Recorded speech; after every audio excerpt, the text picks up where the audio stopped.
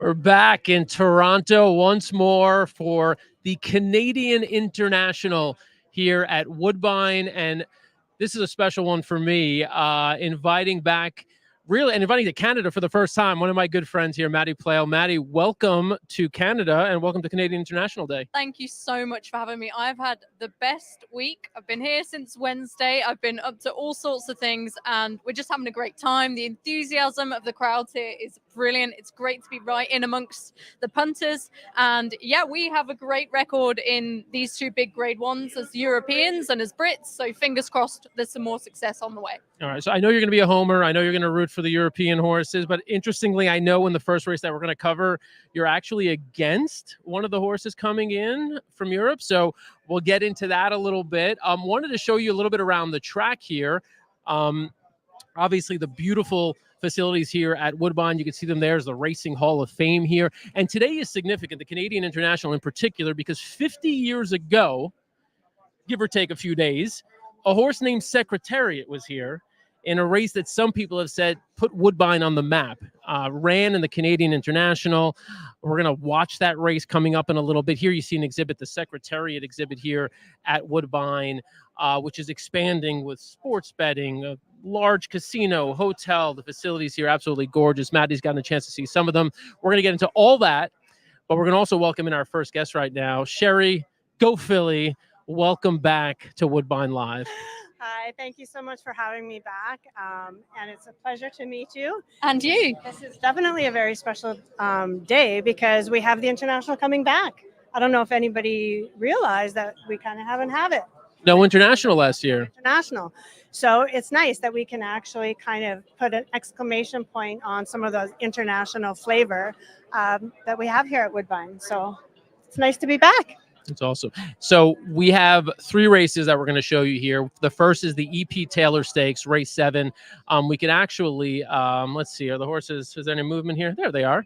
They're in the paddock right now for the EP Taylor. That's Aspen Grove. Speaking of the horses who've shipped in for this race, Aspen Grove is one of them. Race 8 will be an allowance race, and race 9 will be the Canadian International. Maddy, kick us off here. We're looking at the EP Taylor. We've all talked before we came on live. This is probably the best betting race we've got in the next 3 races. Absolutely. I think what makes this race so interesting from a betting perspective is there's so many different strands of form. Whether you look at Fevrova and Moira, who have been beating each other and coming out on top and taking their turns, or with the Moonlight, of course, who's got form in America before this, and then Consumer Spending, who's been quite unlucky on a couple of occasions as well. So, yeah, it's just fascinating. The setup is going to determine who's going to come out on top. I think it's going to suit some of those speedier horses with a turn of foot potentially. Okay, and in terms of speed, Fevrova's one who's shown speed. Fevrova, the one horse here at 8-1. The 2 horse, my mouth's watering a little bit because this is my pick, and I believe you like this horse as well. Amazing Grace, currently 15-1. The 3 horse at 39-1 is Skims, coming off a runner-up finish to Moira in that Canadian Stakes here at Woodbine with the Moonlight.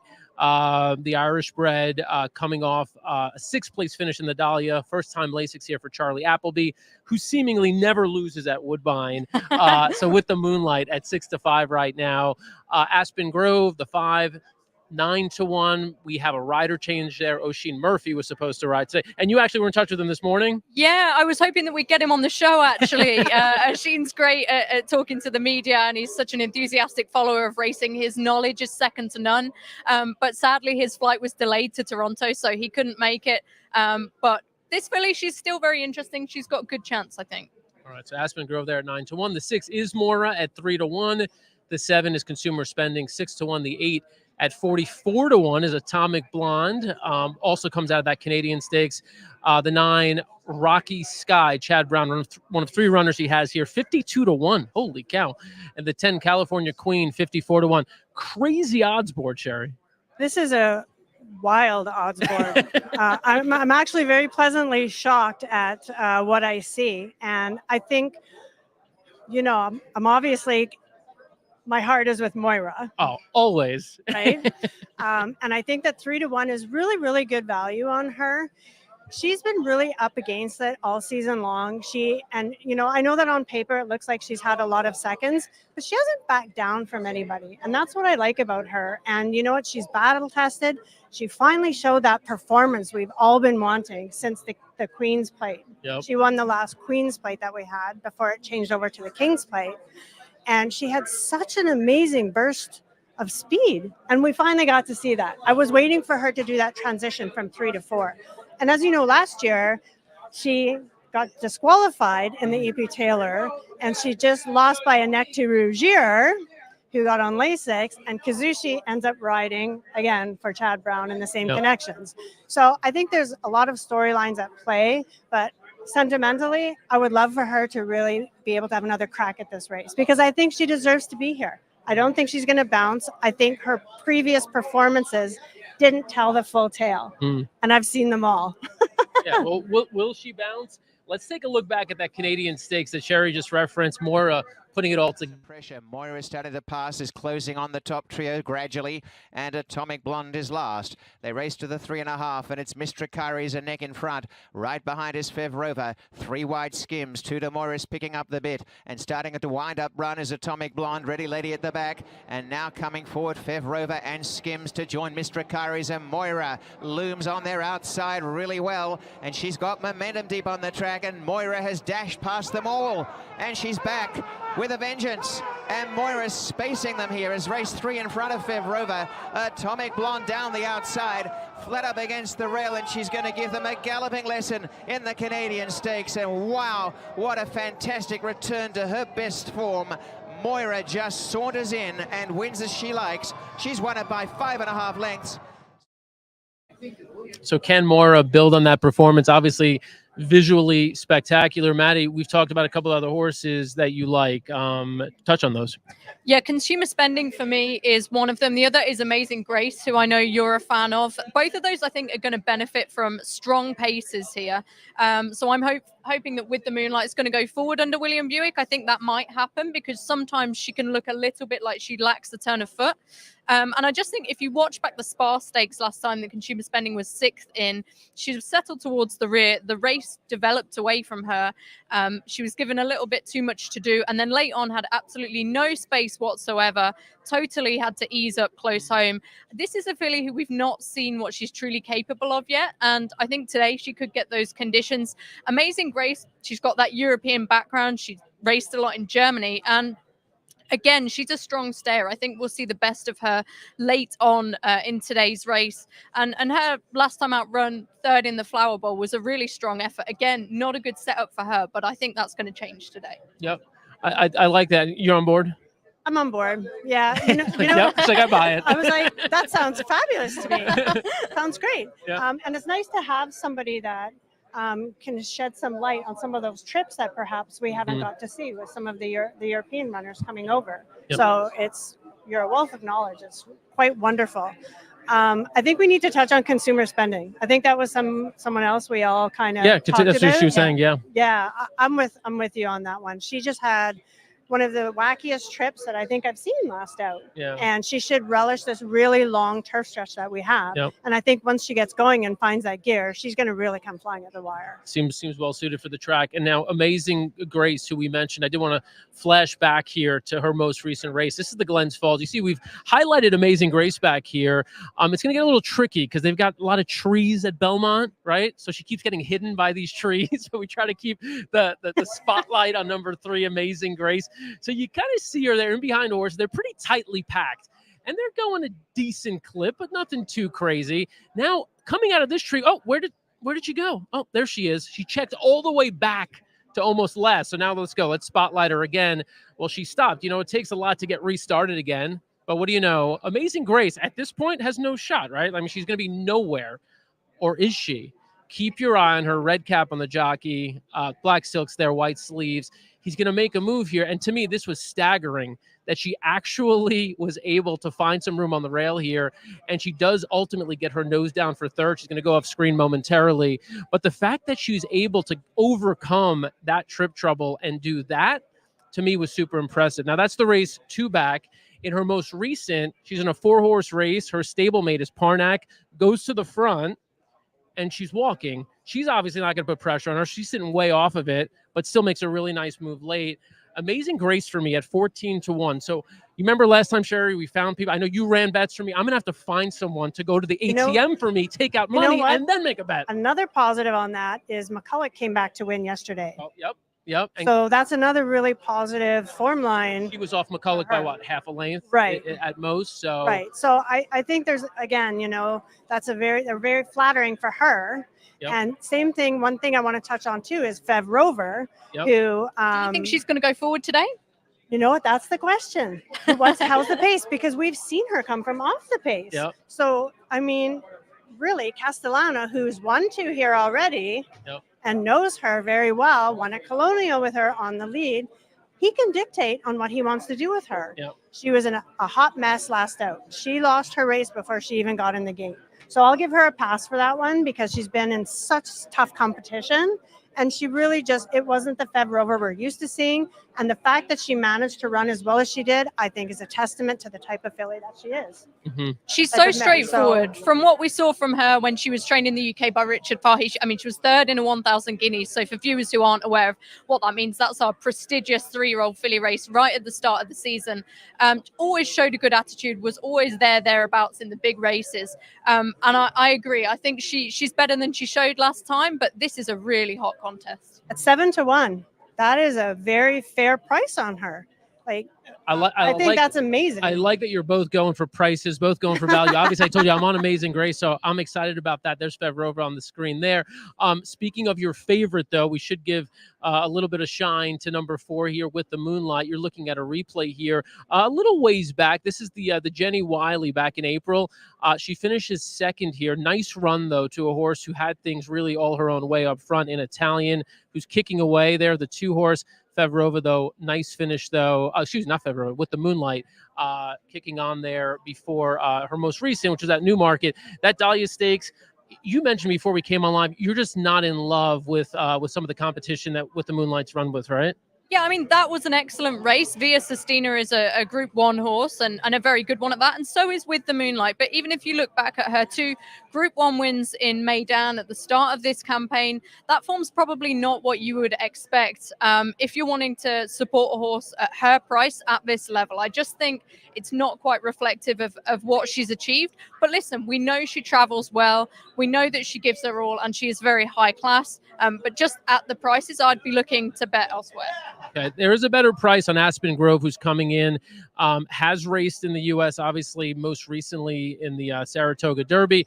Just want to flash back here to Aspen Grove's Belmont Oaks, which is one of our better performances. Prerequisite narrowly. Mission of Joy looking to come on through in between horses. On the far outside is a Spray. Be Your Best is right there. So 4 of them across the track for the lead as they turn for home now. It is Prerequisite, challenged here by Mission of Joy. Sparling Bayog is down at the rail. A Spray's on the outside. Aspen Grove is coming on now. Papilio out in the middle of the course. It is Prerequisite. Here's Aspen Grove. Aspen Grove to take over in deep stretch, and Aspen Grove has won the Grade 1. Phasic Tipton, Belmont Oaks. I love watching that. She's got a great attitude, hasn't she, Aspen Grove? Just a note to comment, if you're staying up late in the UK, let us know what you think of this race. And fingers crossed, we'll see a good performance from some of those horses we've seen racing back home. Yeah, I'd love to do a challenge, by the way, the folks watching in the States and up here in Canada, versus the UK viewers. Who do you think is going to win? Drop your picks here. We got a couple more races to go. So final thoughts here, Sherry. Go, Moira, go. Okay. I love Moira. I was at Kevin Attard's stable yesterday. It was great to see her. She's actually quite a European-looking filly. I hope we get to see her closer to my home next season, perhaps. But I'm with Consumer Spending, and I also think Amazing Grace is going to run a big race. But let's hope that Consumer Spending can put her best foot forward and finally get her big day in the sun. I am in a rush right now to make a bet on Amazing Grace. I am doing my best. Where are you? Where are you? Come on. Just a little. That's why you have to do it ahead of time before I cannot see Amazing Grace. Dan, I can't believe you don't. You've been doing this that yet. I'm so bad. I should be more prepared. I suck at this. Come on, you can do it, Dan. Come on. Come on. You can do it. Amazing Grace. Enter. Bang, Oh. we're in. All right, we got the win place money on Amazing Grace at 15 to 1. What's I know going you on have here? to stress me out every single time I'm on the show. Dan has to stress me out with getting his last minute bets in. My goodness. My God. All right, so they're just about all loaded. This is the horse to the outside here, the 10, one of the Chad Brown runners, California Queen. Crazy, Let's crazy see how the odds pace board. unfolds. Yep, let's throw it That's up to gonna tell Robert the Geller here story. now.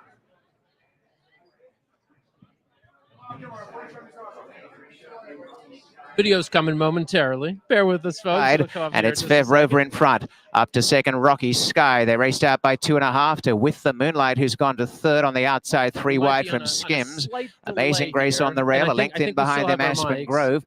1.5 to Moira, the outside of Consumer Spending, and back second last, Atomic Blonde. And to the inside of the hedge last is California Queen. They string out over about 10 lengths. And Fev Rover shows the way. Fev Rover by about a half a length to Rocky Sky. 2.5 to Skims as third. 3 parts to With the Moonlight. A length and a half away, Amazing Grace on the inside, followed by Aspen Grove. 2 behind them, Moira shading Consumer Spending.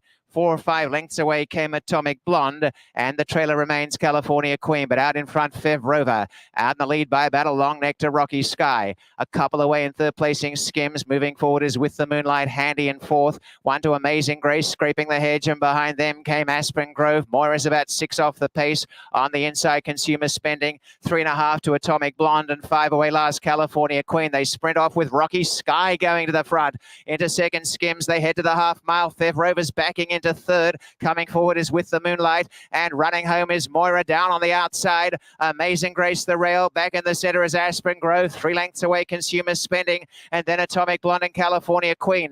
Rocky Sky pressured on the outside. Skims. Fev Rover's starting to come back. With the Moonlight 3 wide, and now Moira right off the track coming after all of them. And here comes Moira right down the extreme outside. About 5 across the track. Fev Rover's rebounded and gone to the front and got clear. Moira down the outside giving chase, and back in third is With the Moonlight. On the inside, Fev Rover right down the outside With the Moonlight and Moira, but it is Fev Rover flying through on the inside, and Fev Rover proving much the best in the E.P. Taylor Stakes and absolutely relish the ground. Fev Rover wins 2.5 to With the Moonlight.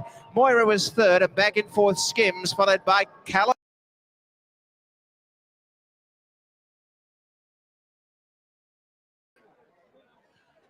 We've got a lot to talk about. Do we ever? We have got a Wow. lot to talk. That was a race. Wow. So a couple of things happened. Midway through the race, or 3/4 of the way through the race, we looked at each other. We're like, wow, Fev Rover's backing out of it. Moira looked like the winner turning for home. She did. She came with that wide sweeping run. You thought this is the same as last time. This is going to be game over for the local champ. She put in a brilliant effort, and With the Moonlight as well, you know, a strong staying effort from her, but they couldn't live with Fev Rover. And as you say, this is her guts. This is her attitude that's come through again and seen her win. Now, With the Moonlight drifted a little bit to 5 to 2. Moira went off favorite at 3 to 2 in the end. So how about that? But Fev Rover, all the respect in the world, up with the pace. They didn't go all that fast, but still took some pressure and looked, I don't know, visually looked like they were done. And then there was a lot that happened in that race. Yeah. That was a fascinating race. And you know what? There was a few that just really didn't put their best foot forward. There was a few shockers in there too. But our horses did not appear. We never saw Consumer Spending or Amazing Grace. We're so sorry about that. And I actually got a trip. I had the best setup, and my horse just no-showed. No excuse for my horse. Your horse, I think, was just too far out of it earlier. Yeah. It was a similar story for her. We've seen that before. She's just not got the setup that I thought she might get. It was a good run in fourth from Skims as well. Yeah. We appreciate the football selections from everybody watching at home. Cowboys fans in the house. Also good to see our old friend, Joe McQuigg. Oh, hi, Joe. How's it going? What's up, Joe? I believe this was a selection for the 7, which didn't pan out. Still time, don't worry. And then Joe was with Moira, who finished third. So, again, keep sending your picks. Let us know who you like. I tried my hardest to root Moira home, too. So I think if screaming would have got her to that winner's circle, I think you would have just about done it. I'm really proud of her, though. She ran super. She did. Sherry, before we let you go, give us a pick in the International. I'm on Nation's Pride. Okay. Yeah. Keeping it simple. I'm keeping it simple because I that's my single. And honestly, I thought this was going to be the race to really try to take a little bit of a price, which I'll take 4-1 on Fevrova. I mean, she was 7-1 when we were talking about her.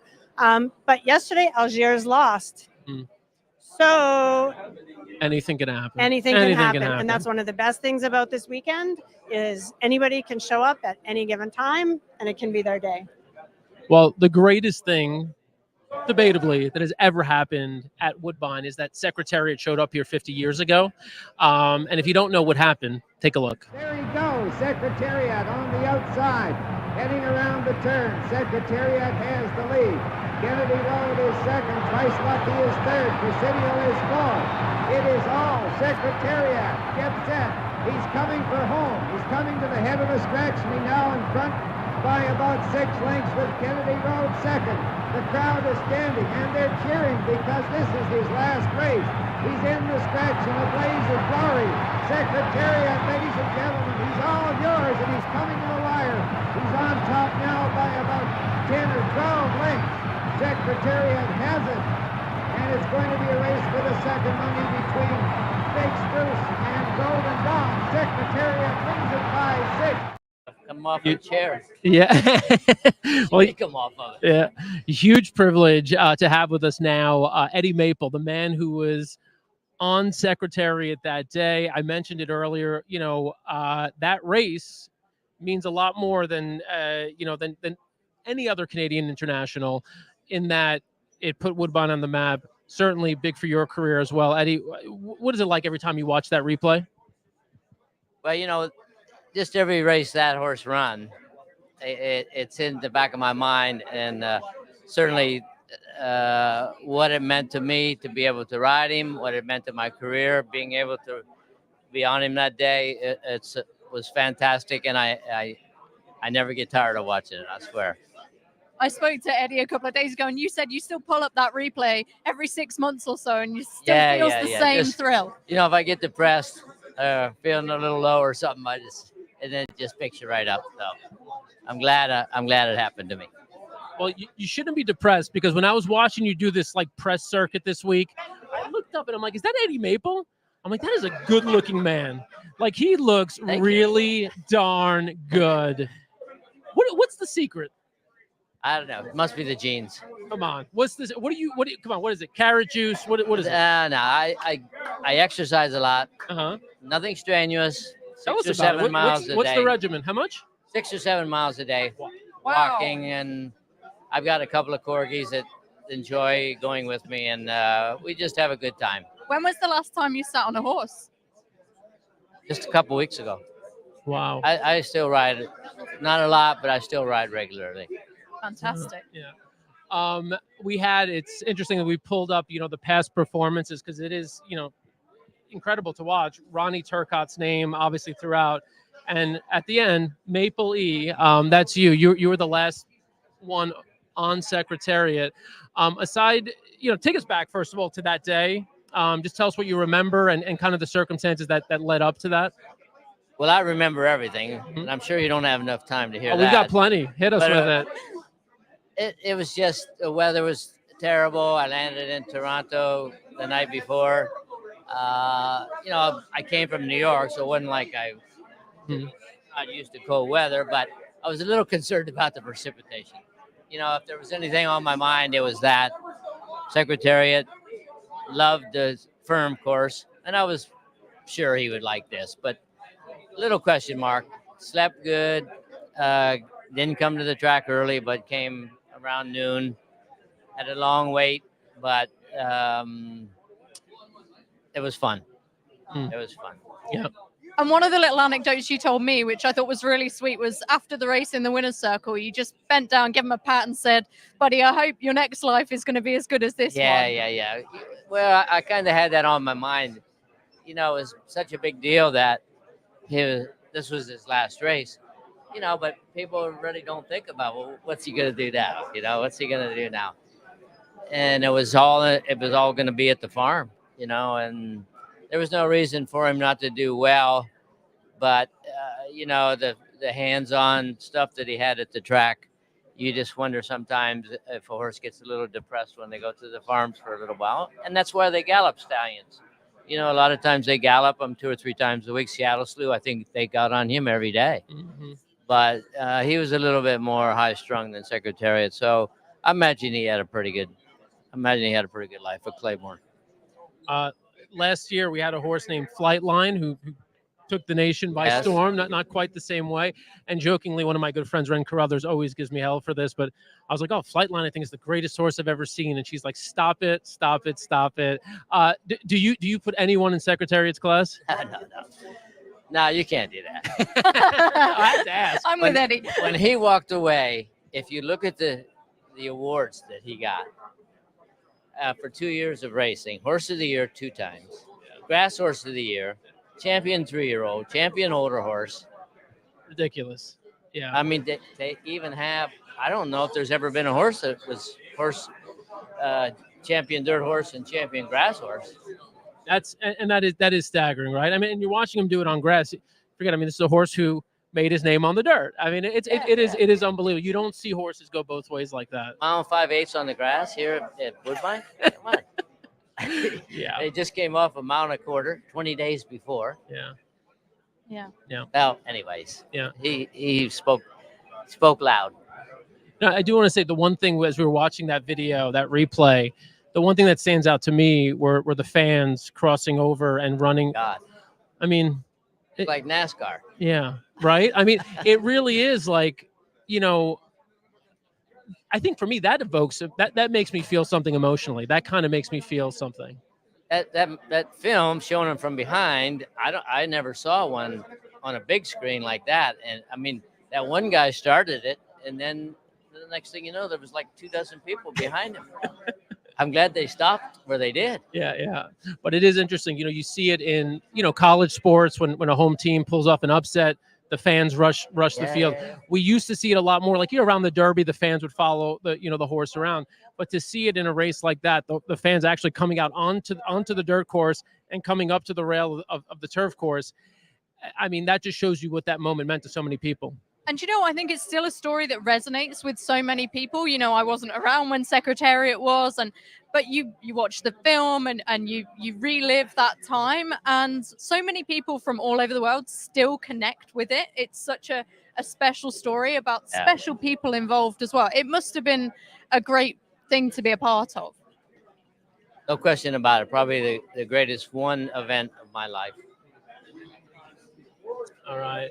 Well, I've had some good ones outside of the birth of my 2 children and my marriage. Always good. In case they're watching here, in case anybody's watching, we're going to let you go. I just know there's been Woodbine has done a really nice job, I think, this weekend and this whole week really honoring this 50-year anniversary. Yeah.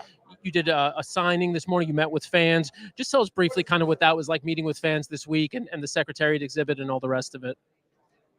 Well, you know, the turnout was, we had a mixed bag. We had people that took the memorabilia that we had on the table, the posters that were printed up, postcard size, and wanted an autograph. And then we had the people that had their own memorabilia. Oh, they brought some stuff to sign. Well, they brought the original programs. Oh, wow. They uncashed tickets. Wow. Racing form. It was amazing. That's really cool. Yeah, that was pretty cool. And so we've got some people that they're either still around or they've handed it down to somebody that said, if you ever get a chance, get Ronnie's autograph or Maple's or somebody's. And here they were. They got them in baggies. They got them in plastic things that they had to unseal. Mm-hmm. Pretty cool. That's special. Pretty cool. And it's got to be cool to know that you could add to someone's, family legacy or whatever it is, that little piece that they have that could continue getting passed down. So that's wonderful. Thank you so much for making some time for us on a busy week. We really appreciate it. Thank you, Eddie. All right. And it was nice to see you sitting here enjoying yourself. A little surprise, right? She's everywhere this week. Yeah. So the second busiest schedule behind yours. You'll probably be queen someday. Yes, there we go. Bring you back to the Queen's Plate. So, all right.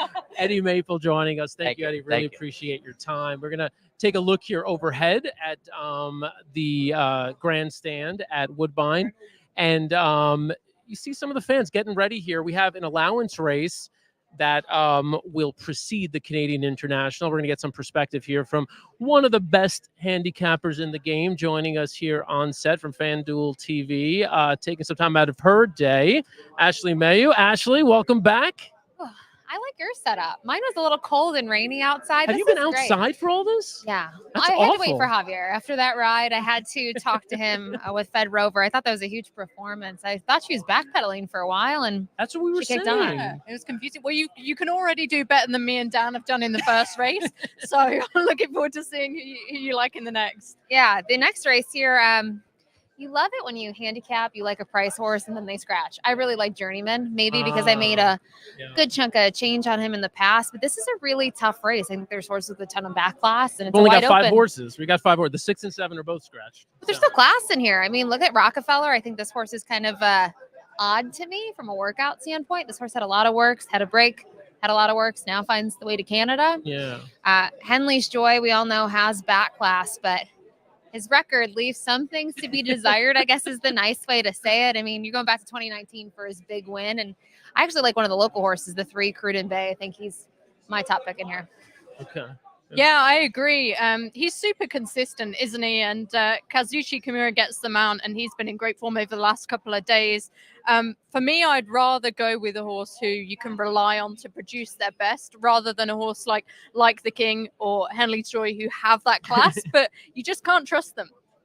Yeah. This was a tough race. I actually liked one of the horses who scratched. I like the other horse who scratched, the one on the outside, who I thought had a bit of speed and could at least get to the front and maybe hold on for a decent share at a price. But here, gosh, this is a tough one. And we said that last race was probably your best betting race. Of the 3 that we're covering, the one here, Henley's Joy, is 7-2. The 2 Rockefeller, 2-1. First time Lasix, first time Kevin Attard, and first race since last March. So who knows where you're going to get there. You mentioned the workout pattern does have a bullet, best of 52 work from a couple of weeks back. The 4 horse, like the King, this horse was he's been in some good races and I don't know, kind of dropped off, but nothing awful. See, same story though. A Yeah. couple good races a couple years ago. Yeah. It makes it tough because you wonder if they're able to pop a good race here and there. It's a compact field, but Find that my old notes say form. the last win would have been the Jeff Ruby Stakes. Yeah. And the 5 is the last one to mention here. Concealed Carry, which actually brings me to a good transition here. I'm not going to talk about guns, I promise, as I see Alex cringing. The transition is Emma Jane Wilson, who rides here. 6-1, and there's something in the air because this person sitting next to me, whatever it is about Emma Jane Wilson, you showed up and Emma Jane Wilson just started winning every race.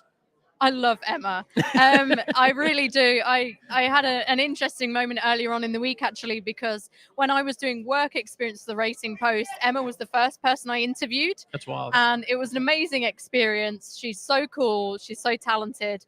And then that was in London before the Shergar Cup, I think in 2015. Wow. An event that then the girls team, her team, won. It's an event that she's widely known for back home. And then this week I'm back on her home turf, and she even remembered what she was wearing that day. She's an incredible. I don't know how she remembers everything. But yeah, I mean, we saw her topple Algiers yesterday in the Durham Cup with Artie's Storm. So you can't count Concealed Carry out of it. And I'm actually, I'm happy that you said that because Ashley does not have a photographic memory of what I'm wearing. So she doesn't remember that I was wearing this yesterday, the same exact outfit. I don't. I just think of that one sport coat that you wear everywhere. You know, Which one? What color? The dark blue or the red one? There's the red some good one. photos on social media. So of that many one. photos. Yeah. I think you just used it for every With occasion. my belly hanging out, lumbering You've along. got a thing about your weight. You need to sort Who knows that why? out. People have posted photos We of have, my like, this- stomach. Do not search this on X, Twitter, or whatever you want to call it. But there is the most unflattering photo of all time, and we both look rough with a capital R. I looked rough, and you next to me look great, especially. But yeah, maybe not collectively our best photo. Agreed. So One other thing to say about Emma. yeah, She's super smart when you talk to her in an interview, and she, when she goes through a race, she handicaps it like we do, right? But it's not just replays. And talking to her yesterday about her win in the Durham Cup, she's like, I didn't have to watch the replays. I've seen him in front of me before, and I've seen him next to me. And she's just, I think in terms of a rider, her strategy, there's a lot of thought behind it. And the homework pays off. She had a couple wins yesterday, and she had a win earlier. She said the same actually about British Royalty, her mount in the Canadian International, that actually she'd ridden against this horse so many times. She knows what he's capable of. She was buzzing. She was so excited. She said, I went to the barn. All the team were laughing at me because I left with the biggest smile on my face. Emma's pretty enthusiastic as it goes anyway, but I don't think I've ever seen her as animated as when she was talking about this horse. So looking forward to him and seeing how he goes a little bit later on. She's the only woman who's ever won the Queen's Plate / King's Plate, correct? I mean, I know she did.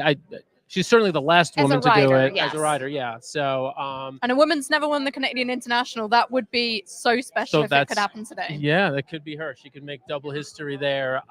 So we should talk a little bit about the Canadian International. We know your time's sort of limited with us. You're actually working here, which is why you don't have a beer in front of you. So for anyone Can taking, you just drink more for me? Oh yeah. Well, let me grab a That's sip all I now. need. Both here. Cheers. Okay, I'm just not going to Cheers watch to though. Ashley.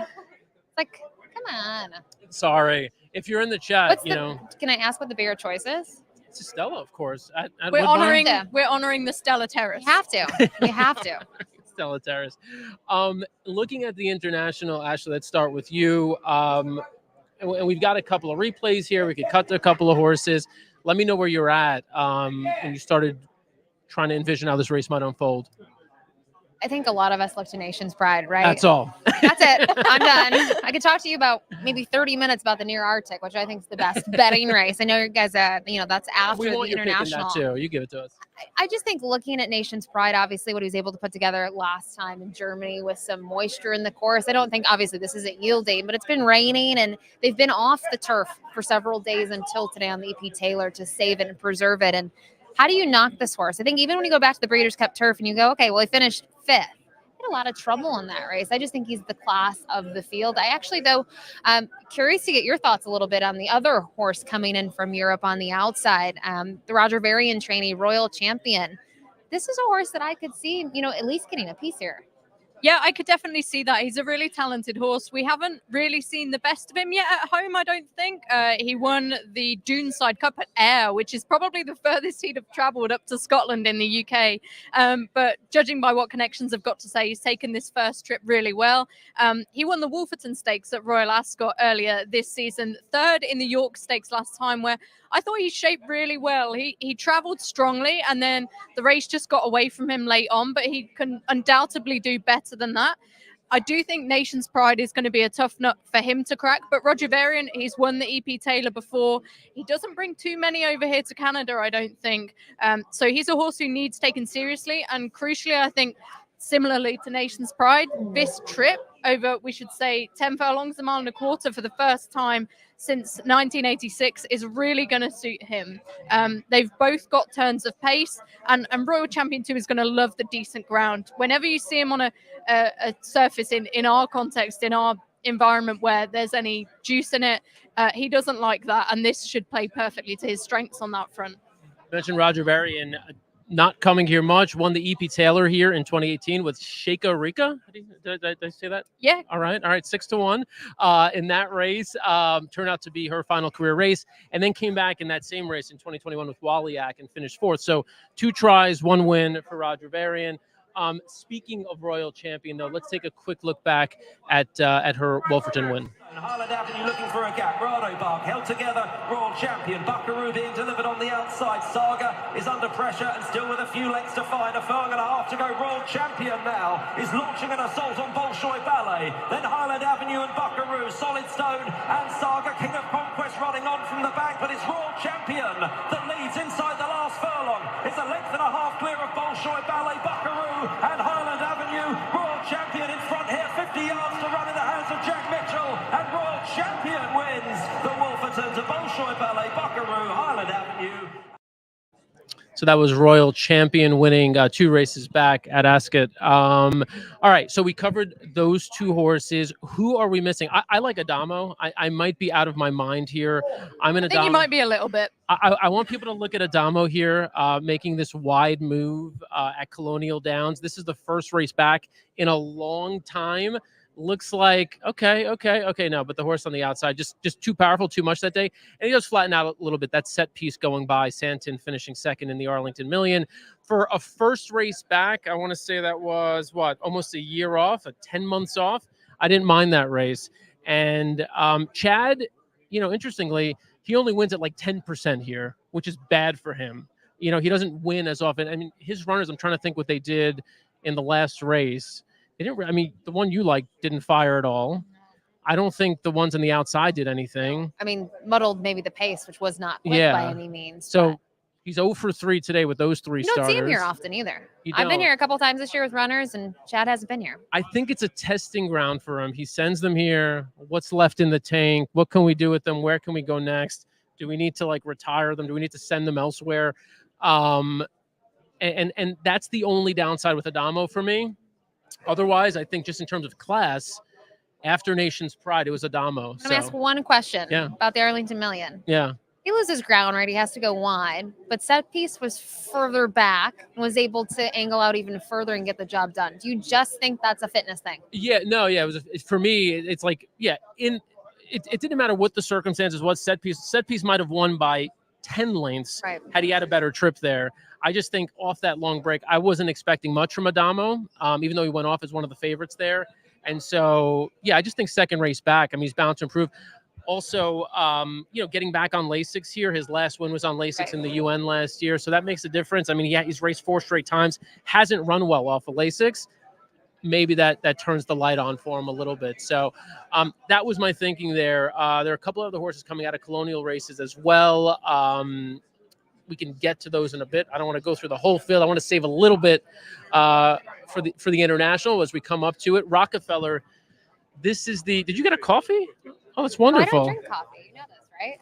Maybe it's not coffee. I was told that I'm not a mathematician if I don't drink coffee. My degrees say otherwise. This is just tea.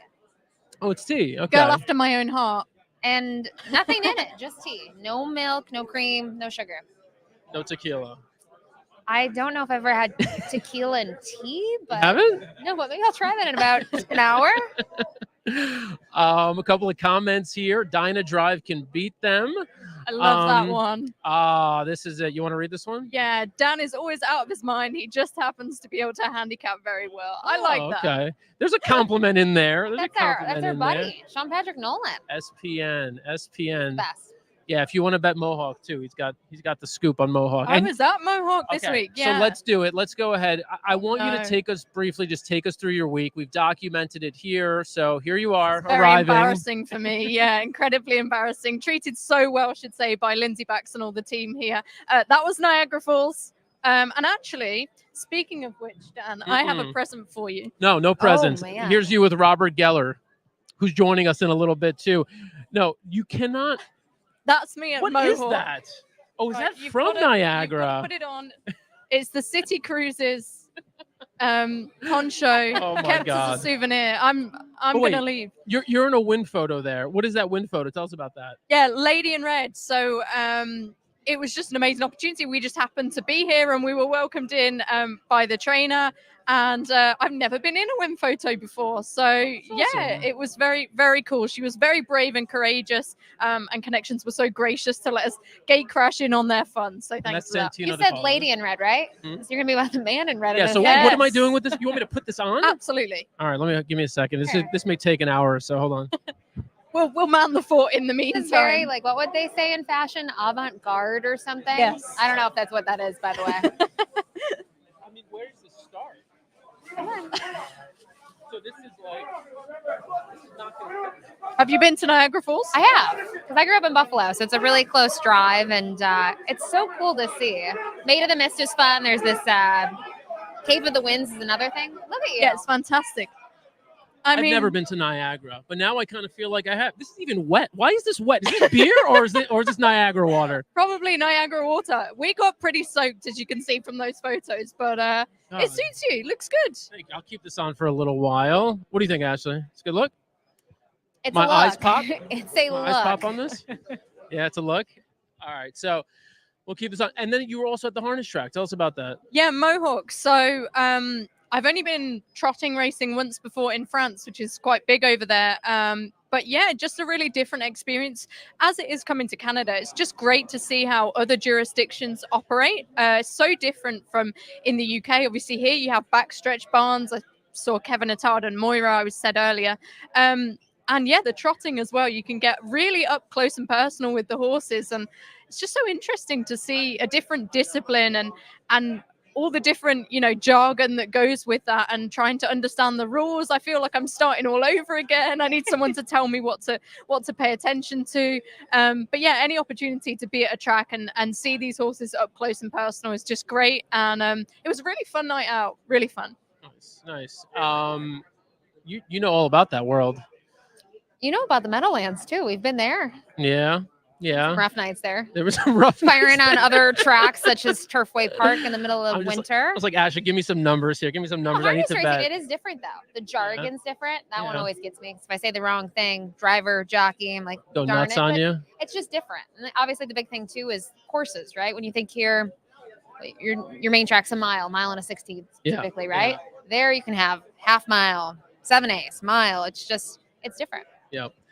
You're watching the horses here with a couple of minutes to go before the 8th race at Woodbine. Dan, tell us about the horse who used to be trained by Bob Baffert, because he cost a lot of money, didn't he? $750,000. That's the 2-horse. Rockefeller, which is actually, I mean, it's appropriate, right? The most expensive horse in the race is Rockefeller. First time Lasix. I mean, this horse won the Nashua in 2021 as a 2-year-old, wins the Sham to kick off 2022, or second in the Sham, but well on his way to being in the Kentucky Derby or the Triple Crown scene that year, and then comes back in the Gotham, runs 10th, hits the gate, stumbles at the break, obviously was hurt, and hasn't been seen really in 16 months, so 17 months, 18 months. I'm not good at math, but it was last March. First time Lasix, Kevin Attard. I mean, look, these are big connections, right? SF Racing, Starlight Racing, Madaket. You know, when they have a horse that, you know, for whatever reason goes south, whether it's injury or just doesn't perform, they're usually prepared to move on. The fact that they're bringing this horse back in an allowance here in the middle of Canadian International, they symbolizes to me at least that there's something there. They still think there's a chance to restart this horse. I don't know. How do you feel about it? You're not as confident. No, I take a wait and see approach with a horse like this. When I mentioned his workouts, he had some gaps that I thought were sizable. His first work here, though, I believe was August 18th. He's been working pretty steady since then. He's had some nice drills on turf, and more recently we talked about that Bullet, the fastest of 52 workers. I just can't take him here. I mean, my horse isn't, you know, a bomb in here by any means. They're both 5-2 on the tote board, but these are the horses that I think they win by 10 or they need a race. Okay, let's do this. Let's not take the full screen. Oh, you took it already. Did you take it? No, we're not. We're still up. It's fine. Let's leave it. We could talk over this race a little bit. We'll just kind of watch it since it isn't one of the showcase races here. It is number 4, Like the King, who gets out to the lead. So we thought that was a possibility at least. It's a good-looking horse, actually. I was quite taken by him on the way to post, and from what I can gather, he's got some back class. An old colleague of mine, actually, Tom Collins, he follows the international racing, and I said, "Help me out. Who's going to win this race?" And he like the King, so he's got a good position. You have an old colleague named Tom Collins? I know. That's awesome. Yeah, I need to buy him one, don't I? You need to buy me one after making me wear this. So this is a good time to also take this off. So while the race is going, focus on the race, folks. Where do you like your horses to be positioned? If you could pick, do you have a preference? 2 or 3 lengths off the pace setter, right? I don't want to be too far back, but I also don't like horses necessarily, especially on the surface, on the lead all the time. You want to see some versatility, but like I like the trip here that Cruden Bay is getting. Yeah, he was my selection, the 3. Ooh, Rockefeller under a ride here. Wow, Ashley, you're right. Yeah, that might be it for Rockefeller. Wait and see. Yeah.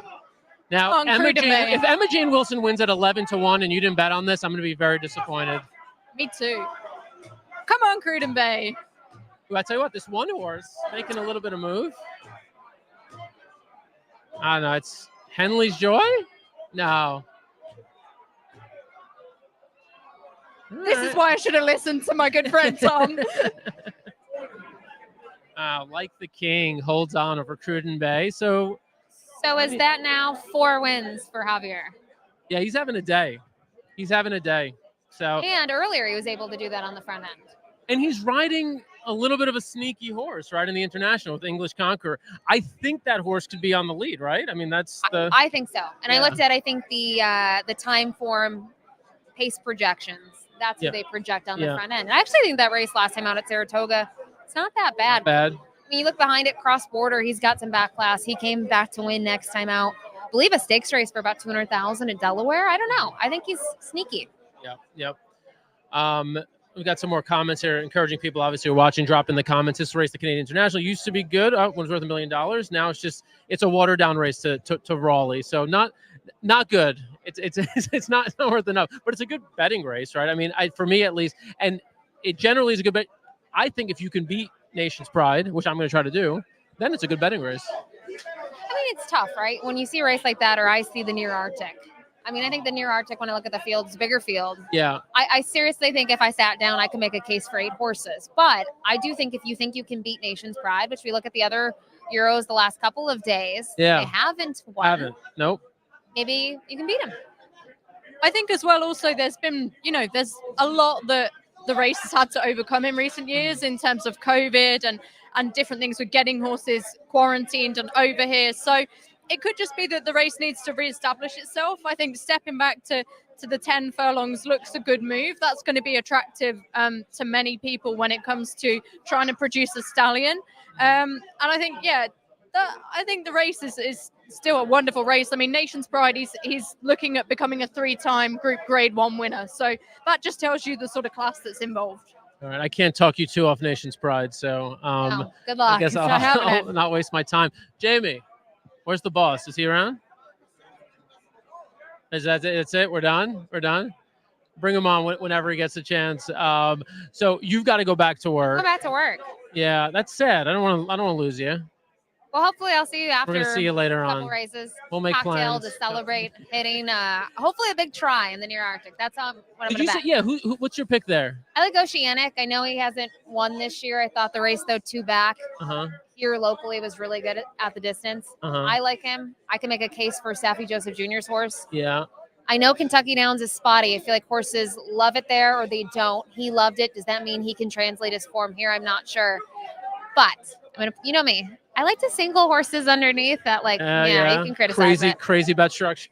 I'm going to play a couple wagers. I'm really curious about War Bomber, maybe for 3rd or 4th in that race. Of course, yeah. They opted for this spot over the Durham. I thought on paper it was the better spot. He's got a good effort at 7/8. I think the price will be right. He's got to cut back more today, but we'll see. I don't know. This is a great race. Like I said, there's about 8 horses. I could say, they can win it. Yeah, War Bomber's been super consistent. I like that play a lot. So all right, well, you guys have fun. I'm gonna hydrate, warm up, and go back to work. Go do it. Ashley Mayo, thanks for stopping by. So here are your payouts for race 8. Obviously a small field, but it ends up producing a decent, for $2 exact at $10. I mean, it was pretty straightforward if you could let go of the horse that we thought might have been somewhat suspect in Rockefeller. So like the King wins, Cruden Bay 2nd, Henley's Joy 3rd in the allowance race. And then we're going to move on to the Canadian International. So have you heard or seen anything so far with any of the guests we've talked about that has kind of swayed your opinion in the International? She obviously affirmed what you thought. I mean, what you're feeling on Nation's Pride. Yeah, nothing's really swayed me too much. I'm really interested to see how Royal Champion does on his first overseas visit. And then, you bring horses in the mix like Palazzi, the local charge. He's just such a genuine horse. He seems to put his best foot forward every time. And then you've got Emma's horse, British Royalty. But if I'm honest, I think when you look at a horse like Adamo, and back to his French form, because he used to be trained in France. He finished 7th in the Prix du Jockey Club back in 2021. I mean, Nation's Pride, his form's just on a different level to that. He was an eye catcher last time, I will give you that, and I think he can tighten up for that run. But for me, Nation's Pride, I think he might go forward. I think William Buick might be positive on him. And a mile and a half is probably not quite what he wants. I was a big supporter of his in the Breeders' Cup Turf last year, actually. And I was disappointed when he only finished 5th to his stablemate Rebels Romance, who actually we saw him disappoint the other day. Yeah.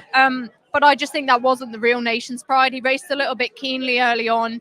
And he's had the perfect prep coming into this. You know, Godolphin in the last couple of years have really taken advantage of those German Group 1s.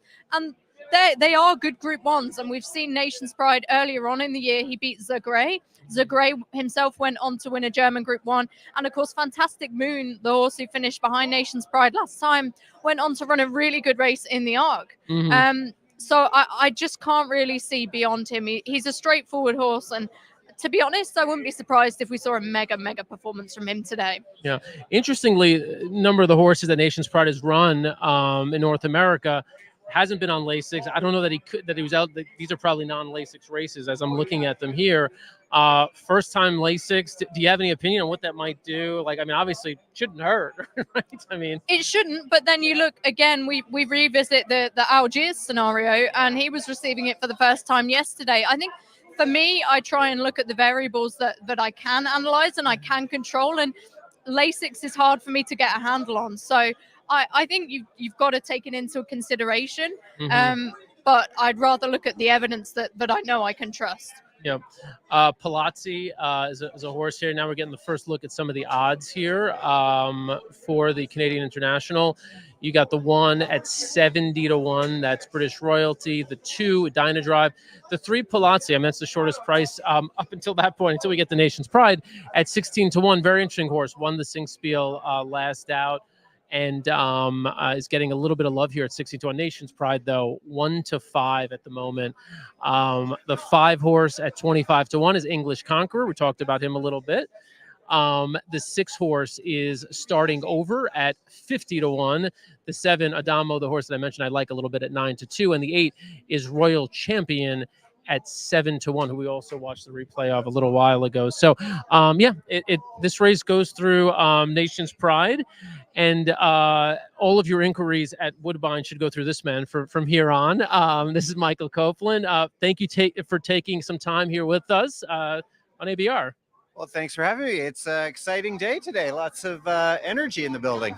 Absolutely. And you guys have met already. Yeah, I've quizzed Michael already, so he's probably sick of seeing me. Not at all. It was great to learn a little bit more about Woodbine and the plans for the future, the development, and how, you know, the team are going to tackle some of the challenges on the horizon. So it's, again, just really interesting for me to understand things from a different perspective here. And obviously a new role for you, so you must be really excited about what's to come. I am. I mean, this building and this property in Woodbine has just so much history and tradition here, and I didn't grow up too far from here, so to be in this position is a real privilege. It's an honor. I mean, we exist to support the Ontario racing industry, so to have that responsibility is it's a privilege, and one I take very seriously, and I'm having a lot of fun with. So it's a great place to be. Awesome. And you took over officially on October 1st from our good friend of the program, Jim Lawson. I want you to talk about 2 things for me. First of all, tell us a little bit about yourself for our audience, some of your background coming into it, and also how you intend to really take a lot of what Jim started and really advance that and take that into the years to come. Well, I've been in sports for a couple decades, and I worked in Canadian football for a while, and it's like an understatement. You could say what you did. I was the president of the CFL, and then I moved to run the Toronto Argonauts for a couple of years, and we took a team that was last in the standings and went from worst to first and won the Grey Cup championship in our second year, which was pretty special. Can you do that with the Mets? I don't know. Any chance you could do that with any of my teams? I got to work on our local club before we look to the Mets. But always been a big sports fan. But really, it's the connection that sports has to individuals. It's what's important to me, and I've seen the connection that it's had for me growing up, for my family. We're all big sports fans, and horse racing is something that really brings that home in such a huge way, and does so has for decades, for centuries, really. and has done so around the world. So it's just it creates a special emotional connection. And so to help bring that, take what has been done in the past, respect the history, but bring it forward and for a new generation is a interesting challenge. And when you're successful with it, is something to really be proud of. So I look at my background, which is sort of looking at properties that have meant a lot to people for a long time, but needed to be, looked at in a new light, given sort of new challenges and new environments. Canadian football was very much that way. And there's a lot that you can do by keeping all of the substance that created the property in the first hand, but also bring it forward to a new generation. So that's what we'll do here. On that last note, new generation, that's what we focus on, right? We want to bring new blood into the game at every level. How do you accomplish that? It's really, it's like if we need to find ultimately what that recipe looks like, and it's probably a mix of things, right? How do you intend to kind of approach that challenge? Well, as we were talking about yesterday, when you look at the core of what you have, and you realize there's nothing that needs to be changed with the product. Racing is so spectacularly exciting. The stories are rich, they're deep. So we're blessed to have that to work with. I think what it is now is just educating the new customer, the younger generation, and building awareness about all of the fantastic things that racing brings. And it's difficult to do these days because you're sort of mired with so many different entertainment options, so many different sports. You can consume anything from anywhere at any time. So it's about playing within that new environment. And I think racing needs to evolve to become more front and center in the sports mainstream. So that's what we're going to do, is we're going to bring racing to where the new generation is. We're going to not play with it too much for the core customer, but we're going to make sure that we can bring it to where the new customers are. And there's a lot of different things that allow us to do that in a new way. Sports betting was just brought into Ontario and is rolling out the United States, which gives us a way to connect. But just the stories and everything around it that racing so uniquely brings, I think using what's available to us now to reach the new generation is going to be our focus. And on these big days, it's not hard to attract people. It's such an incredible event. You can feel the energy, as you said, just around us at the moment. It's almost the challenge of getting the grassroots so stable, isn't it? But speaking of big stories, who's going to win the big race? Oh, well, who's going to be in the race? I in my position, I think I can't. You're root for any, right? I can't pick a winner, but we've got some. Neither can we. Yeah, we've got a lot in common. The Godolphin has had such a good history here. I mean, the Woodbine and Godolphin like each other very much from previous races. So I would never bet against them, but it's such a strong field, and it's something we're happy with. I mean, I think having a quality field like this is something that brings this race to life. This race has been meaningful for a long, long time, but I think we're starting to see that more energy coming back out of the last few years where, things for everybody slowed down a little bit. This is now back to where it belongs on the international calendar, and the field shows that. So. Yeah, so Nation's Pride, very safe bet. Yeah. Very, very good bet there. Although, of course, you're not advocating for any one of these horses. It'd be great if any of them win. You mentioned sports betting. That's one part of the sort of the broader picture here. Just give us quick updates on where everything is. You've had the casino expansion, but you've got a lot more going on. Amphitheater, hotel. Where does all of it stand? And for people visiting, what can they expect? Yeah, well, single event sports wagering was just brought into Ontario just over a year ago.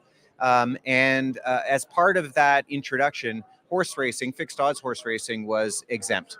So Woodbine is the only entity that is legally permitted to offer racing, parimutuel racing in the province. So what we've done is we've worked hard to integrate with the online sports books to allow their customers to bet on races, but it will be transacted by Woodbine.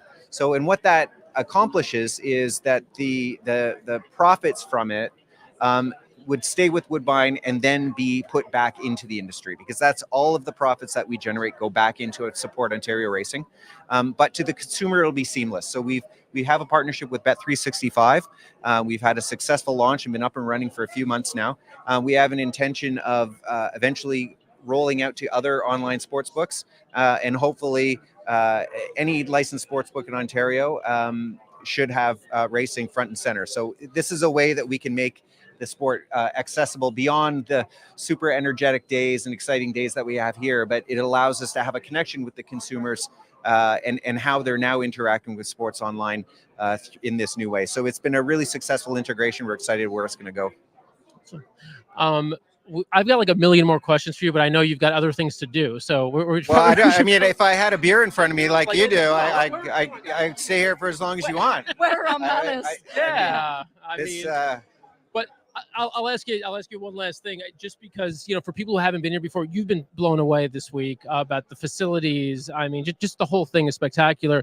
Just the new things here. If I'm planning a weekend visit to Woodbine, let's say I'm coming from New York or California, what can I expect in terms of some of those new amenities that are on site? Well, I mean, Woodbine, for those people that are outside of Toronto, is about 15 miles northwest of the downtown core.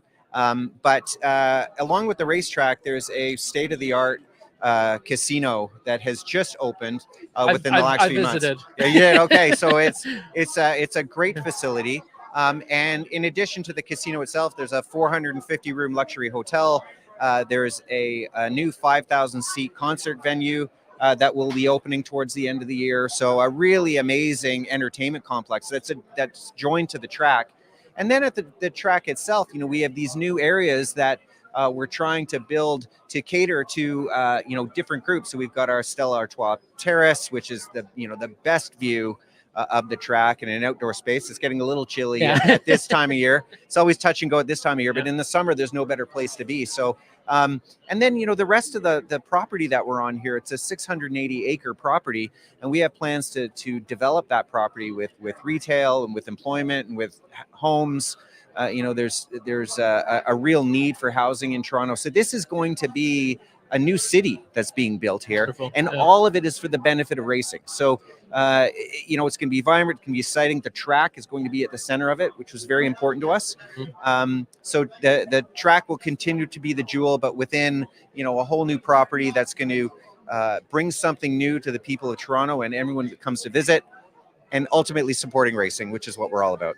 Right. You've been incredibly generous with your time. We really appreciate it. CEO of Woodbine, Michael Copeland. Thank you so much for spending a few minutes with us. Thank you. All right. The track announcer is standing by. Don't leave us. Don't leave us, Robert. If you hear us, we're bringing you in right now. I promise.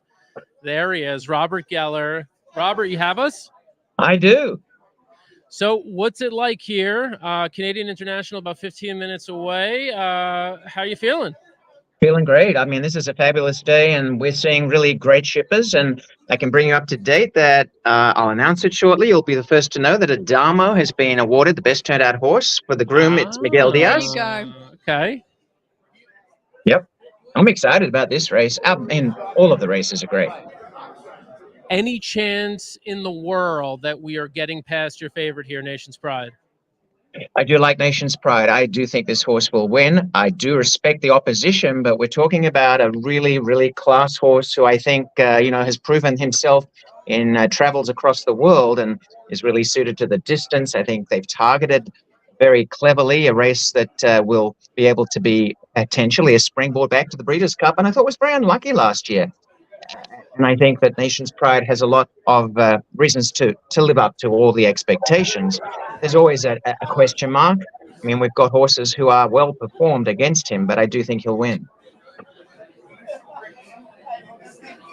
Good. Did you want to ask him a question? I can do. As his earpiece is like popping out on us, so we're having issues here. No problem. What do you think the tactics are going to be in this race? Who are you expecting to call home in the early stages in the lead? I am not sure about that. I mean, I don't know enough about the horses who are coming in Dyna Drive and starting over, or Royal Champion for that matter. But British Royalty likes to get back. Palazzi has changed the style over the years, which is very interesting. This horse used to be a horse that got a long way back, but of late, especially here at Woodbine, has been able to attend the pace and really sit close. So there's a possibility to be up there. English Conqueror tends to get a long way back. So it could be one of those horses like Starting Over or Dino Drive who want to go on. I'm not too sure how likely, we're looking at Adamo as a closer. And I'm intrigued by Royal Champion, Maddy, because there's a horse that's 5 and is so, lightly raced is one way to put it, 12 starts, but has a very good record. I'm just not sure how classy Royal Champion is against the Nation's Pride. But the way the race is to be run, I would have to lean to those 2 horses who I don't know so much to take the ascendancy early and be a target. I think with Royal Champion, the thing with him is that he's always been highly regarded by connections, and as you say, only lightly raced. So now is his time to really show what he's capable of. And in terms of Nation's Pride, he's adaptable. He has a turn of foot. He stays this 10 furlongs incredibly well. So that's why I think William Buick could just keep things straightforward, go straight to the front, never see another horse. And we've seen that be effective here today, haven't we? Robert's fans are in the chat. They have officially entered the chat. Maddy, you want to read this? One of the all-time great race callers, Robert G. The G stands for great. Doesn't get much better than that, does it, Rob? That's so sweet. That's really neat. Lovely. Thank you. Appreciate all my fans. It's so lovely to have fans. Thank you. All right, Robert, we know you've got to get back to work, too. You took a few minutes with us. We've been meaning to do this for a long time, and finally we got you in here.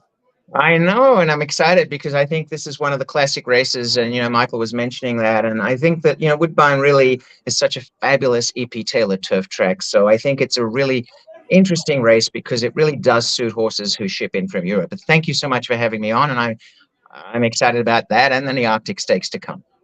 We have no view of the football scores. Give us a quick update. How are we looking? Oh dear, do I have to? Are they losing? Yes. No. The Jets are down. Let me just give you the update, but they're not out of it. I'll have to say, no, I'm a big Jets fan. I don't know. I haven't got them on my screen right now. I've been too focused. Here we go. Oh dear. 8-10. Broncos up 10-8. Oh, that's a weird score. Yeah, it is. We've done a lot of field goals and safeties, I think, but I still think the Jets can pull it out. All right, Robert. Thank you again. We appreciate you. Thank you. Thank you very much. All right, so that was Rob Righello, the track announcer. And now we're making this a regular thing here, aren't we? How's it going? How you been? Excellent. Yourself?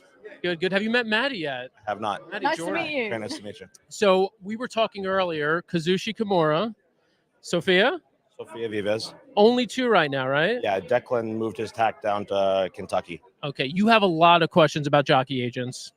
Yeah, I do. I find it such a fascinating role because jockeys obviously want to win. They're super competitive. You must have a really close relationship with them and know them really well and kind of have to deal with, the problems that they come to you with and look after each jockey individually. I mean, how challenging is that when you're dealing with a professional athlete? Well, I'm lucky. The 2 of them take it pretty easy on me. They both are doing very well. So, when they're winning races, I think the problems that do arise kind of get pushed off to the side a little bit easier than if they weren't winning. So, like I said, I'm very fortunate to have 2 really good riders, and they're very understandable of the business, and they understand that there's ups and downs, and they roll with it. Yeah. And so in this upcoming race, obviously Kazushi is on Adamo. I like Adamo a lot. No, I think he's got an excellent place chance, but I think it just speaks to the dominance of Nation's Pride seemingly in this race that he's the next best in. But I think he's a horse that you've got to respect and appreciate, and I do think he'll come forward from his run last time. And I do bring it up, not all joking aside, because this is a Chad Brown horse, right? And it involves developing relationships with trainers, and so how do you get in with Chad Brown? Like, how do you you buy him a beer and you're like, hey Chad, let's talk? It started a few years ago when I had Luis Contreras, and Chad was shipping horses up here, rode horses for him with Luis, and then as Kazushi was becoming more prominent than when he was shipping horses up here, he was obviously wanting the leading rider, and we've ridden a lot of horses for him. And we continue to keep the relationship going strong. And so, again, getting to figuring out, all right, do you go to Chad and you're like, hey, can we get on this horse? Or at this point, does he call you and be like, hey, I'm bringing this horse. I think Kazushi's a good fit. It can go both ways. Basically, when the nominations come out, you know, it's our job as agents to scan through the nominations, figure out who are the horses to ride, and you approach those people first. And I mean, you know, looking at when you have the nominations for races like this, you know that you're not going to be riding Nation's Pride and stuff like that. So you're looking. Did you consider it though? Did you consider making the call and saying, Charlie "Hey, a call. Just give Charlie a call. He'll be great. At least for a moment." I wasn't going to waste a long distance. I'm not going to lie. But so then you just kind of you go down and you figure out who you want to ride from there, and then you call them or they call you. And you know, in this instance, he was bringing horses up for all 3 races, so you know we end up riding 1 for Chad and 3 of the stakes today, and kind of just worked out that way. Okay, that's really interesting, isn't it? Yeah, really interesting. You must constantly be so like looking at form all the time. Do you get much time to switch off? It's literally all I do is watch horse racing and look over forms. But it's funny because before I became an agent, I was doing that anyways. So now you get paid for it. Exactly. Now I get paid for it. So it doesn't feel like much of a job. It's just like a really cool hobby. Yeah, no, it's all, and obviously you're doing it at the highest level and excelling here with Sophia as well. I mean, let's talk about her. I mean, I watched a card, I want to say it was about a week ago. I feel like she won the first 3 or 4 out of the first 5 races. Yeah, she did. She won the first 3 last weekend. I forget which day, but yeah, she won the first 3 on the card. What's up with her? I mean, that's like sheer talent. Again, you could take some credit too, but I mean, you're obviously finding the right spots for her. People are putting us on live horses, yeah, and she's riding really well. You put those 2 things together, and success is going to come out of it. She does like getting to the front. That's kind of her. Yeah, her MO. I mean, listen. At the end of the day, there's no secret. When you've got the weight, use it to your advantage and be out there. But she wins on the front end. She can come from behind as well. But just a lot of the horses that people are putting us on, their horses have a little bit of speed, or they're dropping down in class. So you just take the advantage and just roll with it. And you were saying you get really involved in looking at the form. What have we missed from this race, do you think? Is there something that you think could run really well, or is going to be a key tactical point to it that we haven't mentioned yet? Aside from Adamo Nation's Pride, I guess, yeah. I mean, I don't think for sure that the 4 has to get the lead all by himself, because I'm pretty sure the 8 is going to want to be forwardly placed as well. But I do think that the 4 will be laying first or second. And I mean, with the way that our conditions are today, with the wind, and it is showing that the turf is a little bit on the soft side, so you don't know what horses are going to get across it. I mean, the horse I rode earlier for Chad clearly didn't get across it very well, and you're never going to know until the race runs, right? So now that was your pick. Yeah, well, we'll go with that. And so you could take a shot at mine too. Mine ran horribly, so yeah, we need something. We need some. I'm on Adamo. I think you said. I mean, we think the horse has a shot, right? The thing I like about this, I thought he ran really well off a long break, right? I mean, that was a pretty nice race for not racing for a while. He did. No. Like I said, I expect him to run a big race, and I mean, you can't really take anything away from the 3-horse Palazzi. Yeah. I mean, we had actually win on that horse with Kazushi, and the start after that, we were away. Kazushi had a spill, and we were supposed to ride him that second time, but unfortunately we weren't able to. So Sahin had picked up the mount and then carried on with the success in the stake race after that. So I mean, that horse has done absolutely nothing wrong. So I mean, if you're looking for someone outside the box, I mean, he's 11-1. I mean, he's only 11-1 because the 4 is 2-5. Exactly. But I think if you're going to look for a price horse that, like I said, hasn't done anything wrong, that would be the one. I'm just looking at Royal Champion on the screen, and he's got a red hood on. Okay, what do you make of that? Are you used to seeing those? No, I mean, occasionally, but not. I mean, you might, yeah. We have them a lot in the UK. Usually, horses will just wear them in the paddock and then maybe to the start as well, just to keep them calm. I mean, he was beautifully relaxed, but that just gives you an insight into his character, I guess. Do you have them over here? I'm not familiar. I don't see much. We don't really use the hood as much, but earplugs are cotton in the ears. It's the same idea. I mean, I guess just the fashion part of the hood hasn't made it over here, but I'm pretty sure like when you're putting the cotton in their ears or the earplugs in, it's the same idea, just less fashion. You mentioned Palazzi and Sahin Savachi obviously taking over as rider. It does seem like, you probably don't want to get into this too much, and not in a bad way, that there is a nice little rivalry brewing between Sahin and Kazushi. Yeah, I mean, they're the top 2 riders here right now, and when you're in any sport or any track, when you got the top 2, both of them want to be number 1, and you know that there is going to be a rivalry when it comes down to it like that. Yeah. You know. Yeah, and they're so sweet. They both seem so nice, but deep Yeah. down, they're really like fierce competitors. Well, 100%. They both want to win. I mean, at the end of the day, you want to win, you want to make the money, but if you don't win, somebody else has to. So it may as well be one of your friends, right? Yeah, absolutely. A bunch of people jumping into the comments with their selections here. This gentleman obviously rooting for the 5 and Javier Castellano. We talked about this horse, English Conqueror. You talked about maybe Nation's Pride doesn't get to the lead. English Conqueror with, and speaking of savvy riders, Javier Castellano could potentially get there. Yeah, hot hand, and he's ridden them just the last time or the last 2 times, and he's had them forwardly placed both times. So maybe with the way the tracks have been playing with the wind and everything, maybe he does try to go out to the front and steal it. I mean, same kind of ride with Fev Rover, right?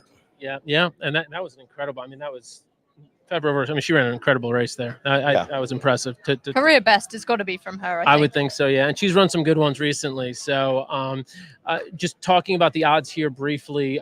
Can you hang with us for a few more minutes? Yeah, Can you watch the race with us? Are you cool with that? Or you want to get down for the race? Yeah, I'll go inside. Okay. So we'll go to my lucky spot for the race. All right. So we'll take it up to the gate, and then we'll let you head out here. But just want to go through the field real quick. British Royalty 61-1. She's Emma Jane Wilson's lucky charm, by the way. Okay. So maybe you put $2 on Emma Jane Wilson at 61-1 here. Dyna Drive is a horse I didn't think was completely helpless. Maybe not to win, but 40-1. The 2 horse might be worth putting in an exacta or a tri bet. The 3 Palazzi, who we mentioned a moment ago, coming down a little bit, just a point at a time here. 10-1 is going to go off probably as your 3rd or 4th choice. Nation's Pride again, 1-2. Interesting to see if that holds. There's been a lot of late money coming in these races, so you might see even money. I mean, I thought even money was right. I didn't think 2-5 was where we were going to be, but maybe these horses take more money than what you would think that they're going to take, just because of the success from the connections when they come over here. So a horse that you think you might get 3-2 or 1-1 easily turns into 3-5 or 1-2. And if you can beat the horse, I mean, you're making good money on your wagers. English Conqueror 21-1, the 5 horse, the 6 starting over, who is basically 1-2 with Dyna Drive in their most recent race, the Colonial Cup, at 38-1. So essentially the same price there between those 2. Adamo, a horse, I think we have consensus here. We're rooting for at this table. Yes. At 9-2, and then Royal Champion sneaky here. Roger Varian, we talked about it. He's only brought 2 horses here in the past 5 years. One of them won the EP Taylor.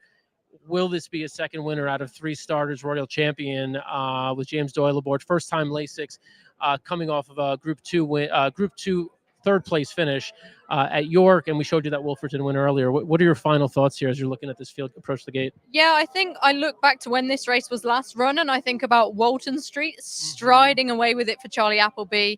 Nation's Pride's a better horse than Walton Street. I think we could see a similar scenario here. I hope so. Hoping for a special performance. Okay, if it's not Adamo, you think it's Nation's Pride, obviously. Yeah. Okay. Yeah, most definitely. Like I said, to me, it's a 4-7-3 with a little bit of the 8 underneath. Okay. But you're giving us a try and a superfecta here. Yeah. We got to have you on more often. Someone knows what they're doing at least. We got to have you on more often. I'm always around. Well, we might have to patch, even when we're not here, we might have to call you into our Breeders' Cup stream and all that. Are you going to Breeders' Cup, by the way? I actually am. Yeah, I'm going. Yes. Yeah, I'm going to go for maybe 3-4 days. Okay. Is there? I don't know the full landscape. Is Kazushi potentially We're riding working on some? Yeah, Yeah? we're working on some. There's a lot of horses actually coming from Japan, so we're trying to see if we can get something done there. Nothing official yet, but trying to figure stuff out. Is my memory failing me, or did he not either ride in the Derby or in the Breeders' Cup last year? He was in the Derby this year for the Japanese horse, Mandarin Hero. Exactly. Yeah. Exactly. He rode him in Santa Anita, was second in the Derby, and qualified on the points there. So if this happens, this would be his first Breeders' Cup if it comes to fruition? Correct. Okay, that could be exciting. That'd be awesome. Very exciting. But either way, you're going. Oh, yeah, I'm going. All right, let's grab a drink out there. We certainly owe you one. 100%. I'm down. Thank you again for taking some time. Awesome. Thanks for having me. So nice Very to nice see to you. meet you. Thank you. Appreciate it. All right, Maddie, it's down to the 2 of us here to try to make sense of this thing. We've gotten all the help in the world that we could hope for from our guests. And, look, I think Nation's Pride, for obvious reasons, is getting a lot of love. But if you were to step out against them, I guess I feel like you're kind of moving toward Royal Champion a little bit as sort of a logical runner-up, if anything. Yes, but I think if I had to pick the first two home, I'd probably go for Palazzi. So you're on Palazzi number as your Just second because choice. I think he's arriving into this race in the peak of form, peak of condition. He's got a home advantage, and I've just been really taken by his attitude. Royal Champion's not always been the most consistent. He is super talented, as I've touched upon, but there is still some uncertainty surrounding him as regards to this is his first overseas trip. Yep. People jumping in the comments now with some selections and last-minute thoughts. This looks like a 3-4 exacta, so agreement with you there. Guys, are we ready to switch out into the main feed? I think we will be in a moment, and once we do, you'll hear the voice of Robert Geller with the final horses loading in here. There's Royal Champion loading in, and once he is, we will go full with sound. Enjoy the race, guys.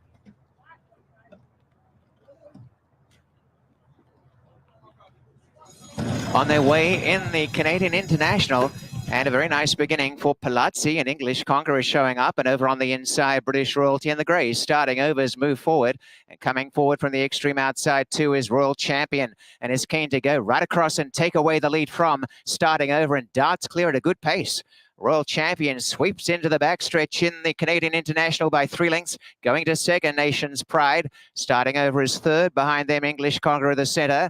Over on the inside is British Royalty, and Adamo's caught a bit wide going forward. Back to second last is Dynadrive, and Palazzi is last, so well out in front. It is James Doyle on Royal Champion, leading by 4 lengths to Nation's Pride. A length and a half, Adamo's gone to third. On the inside, starting over. A length behind them, British Royalty from English Conqueror, Dynadrive, at last Palazzi. About 9 lengths covers the field. And well out in front, Royal Champion. Royal Champion, in fact, 4 lengths clear. Nation's Pride getting a little closer. A couple away in third, Adamo. Over on the inside, starting over. 1.5 to British Royalty, coming away from the hedge. Back on the inside, Palazzi from Dynadrive, and dropping to last now is English Conqueror. Racing along through a half in 50 flat. They swing down the side, chasing Royal Champion. Leads by about 2 3/4. Nation's Pride gaining ground. Another couple away in third placing is Adamo, followed by British Royalty running past, starting over, and trying to run for the back is Palazzi. Behind them came Dynadrive and English Conqueror.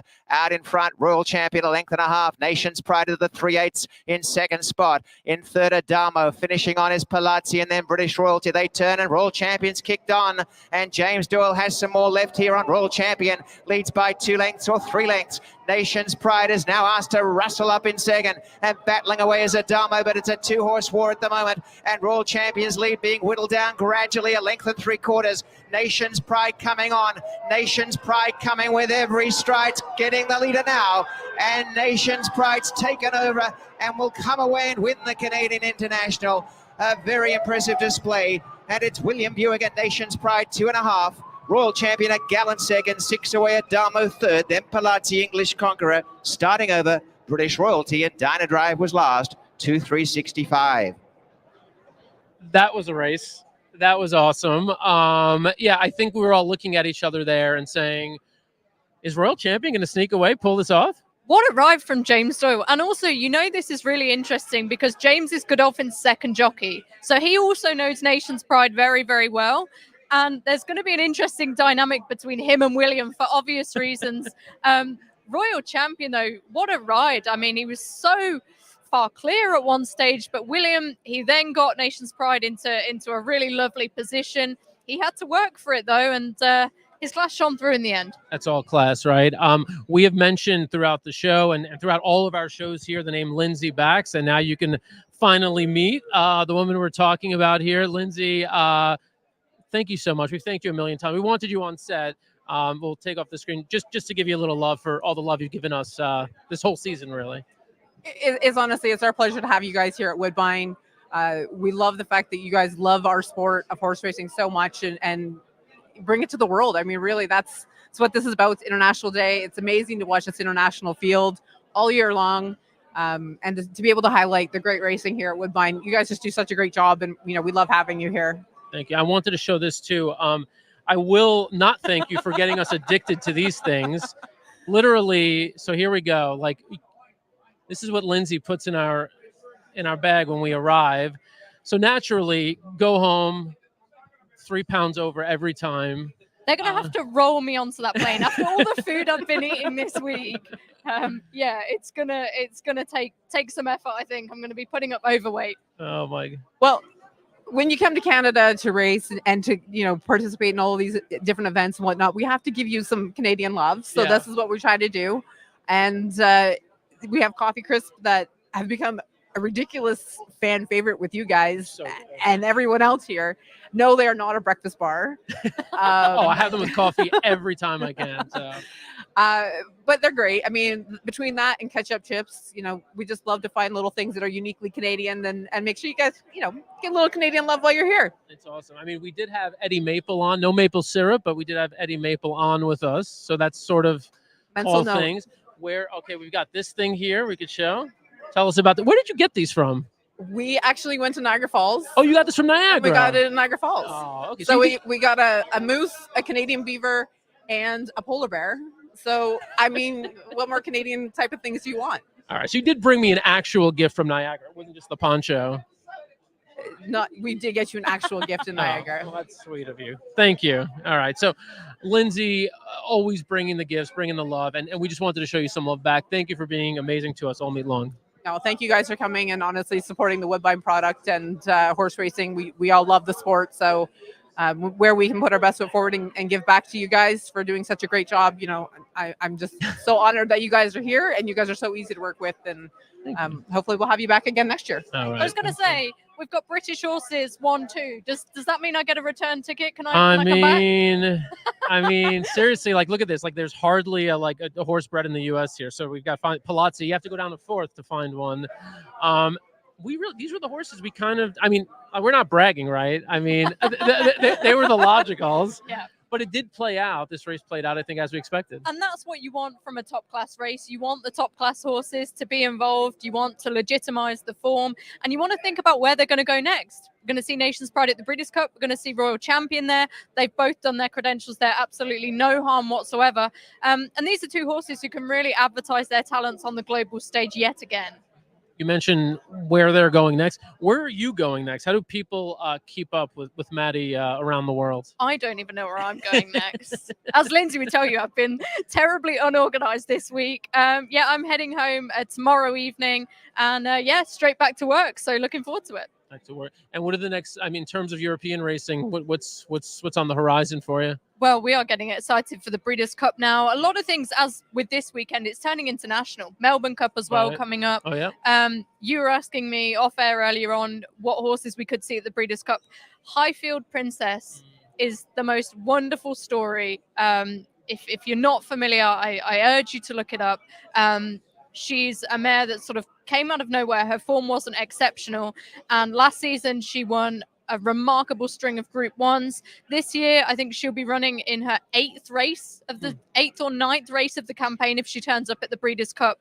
She's not been out of the top couple, and she won the Prix de l'Abbé on ARC weekend, just showing a great attitude. Everyone who's involved with her story are just so wonderful to deal with, and horses like her are what horse racing is all about. And this horse that is on the screen right now, Nations Pride, I would assume we're going to see him at Santa Anita in a couple of weeks. Can he atone for his defeat in last year's Breeders' Cup turf? I hope so. It's such a grim way of phrasing it. Atone, he literally completely failed you in such a deep way. We're dramatic, aren't we, the Brits? we just go a bit over the top, I think. It's the best part of my job is to hear everybody's different way of saying similar things. And, with an international field, what better language than to atone?